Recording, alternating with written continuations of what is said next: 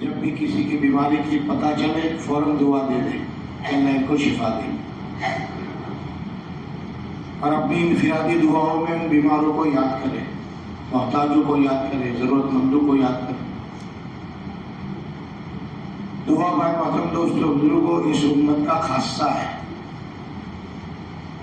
پہلے کی امتیں دعا کرتی تھی لیکن ان کو دعا کا تحفہ دیا نہیں گیا تھا۔ اس امت کو خاص طور پر دعا کا تحفہ دیا گیا ہے۔ اس امت کے پاس دو ہتھیار ہیں، دعوت اور دعا، اور ان دونوں میں اللہ پاک نے جوڑ بٹھایا ہے۔ حدیث پاک کے مفہوم میں آتا ہے کہ دعا بغیر دعوت کے قبول نہیں ہوتی، اور دعوت بغیر دعا کے اثر انداز نہیں ہوتی، دونوں کا جوڑ ہے۔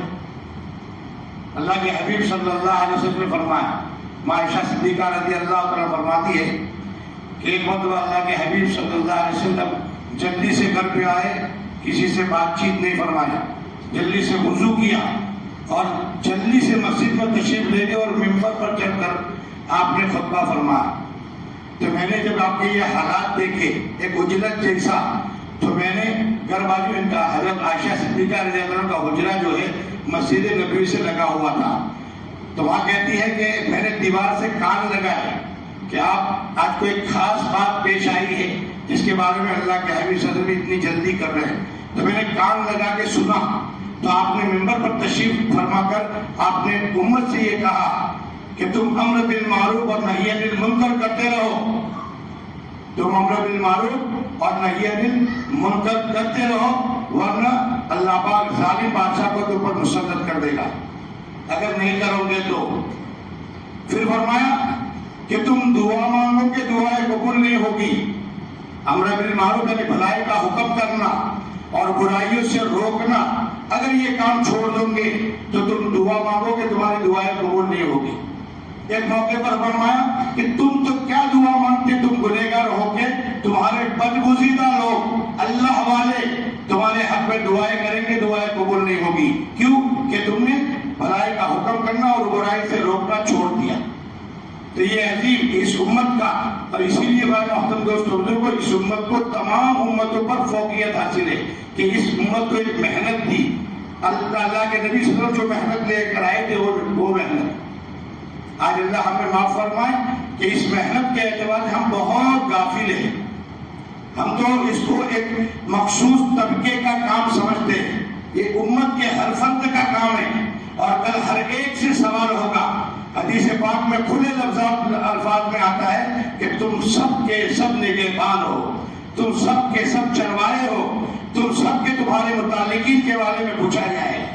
باپ گھر کا ذمہ دار ہے، اولاد کے بارے میں پوچھا جائے گا کہ تم نے ان کو دین سکھایا یا نہیں سکھایا۔ ایک بادشاہ پوری رعایا کا ذمہ دار ہے، پوری رعایا کے بارے میں اس سے پوچھا جائے گا۔ اس طریقے سے ہر ایک اپنے ماتحتوں کے بارے میں نگہبان ہے، اس سے اس کے متعلق پوچھ ہوگا۔ اس کے لیے بھائی محترم دوستوں بزرگوں، اللہ نے یہ نعمت دی ہے، ہم اس کی قدر کریں۔ اگر قدر کریں گے تو اللہ اس کے ذریعے سے ہمیں دینی اعتبار سے بھی ترقی دے گا اور دنیاوی اعتبار سے بھی ترقی دے گا، ہمیں خوشحال کر دے گا۔ اور اگر قدر نہ کی تو اللہ کو کوئی ضرورت نہیں ہے ہماری۔ اللہ نے تو قرآن میں اعلان کیا ہے کہ اگر تم یہ کام نہیں کرو گے تو ہمیں تمہاری کوئی پرواہ نہیں ہے، ہم تو دوسرے لوگوں کو کھڑا کریں گے جو اس کام کو بخوبی کریں گے اور وہ تمہارے جیسے سست اور کاہل نہیں ہوں گے۔ آج بھائی محترم دوستوں کو دنیا میں اس کا بھی نظارہ ہو رہا ہے کہ نئے نئے لوگ اسلام میں داخل ہو کر دین کی ایسی محنتیں کرتے ہیں کہ رشک آتا ہے کہ کیا محنتیں کر رہے ہیں۔ ہم پرانے مسلمان، لیکن وہ نئے مسلمان ہم سے آگے بڑھ گئے۔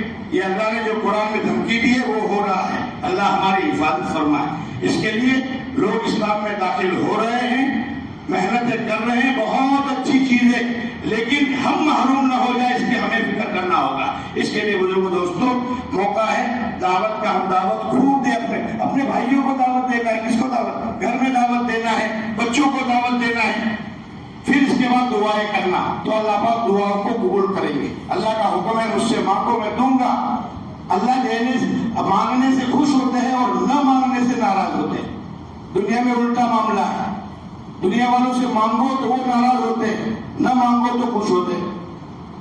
اگر کسی سے کوئی چیز مانگ لو 1-2 مرتبہ, پھر تیسری مرتبہ آپ ملو تو راستہ بدل دیتا ہے, کیا مطلب کہ ناراض ہے. اور اللہ سے مانگنا یہ عبادت ہے اور لوگوں سے مانگنا عیب ہے. اور آج ہم سب عیب میں پڑے ہوئے ہیں.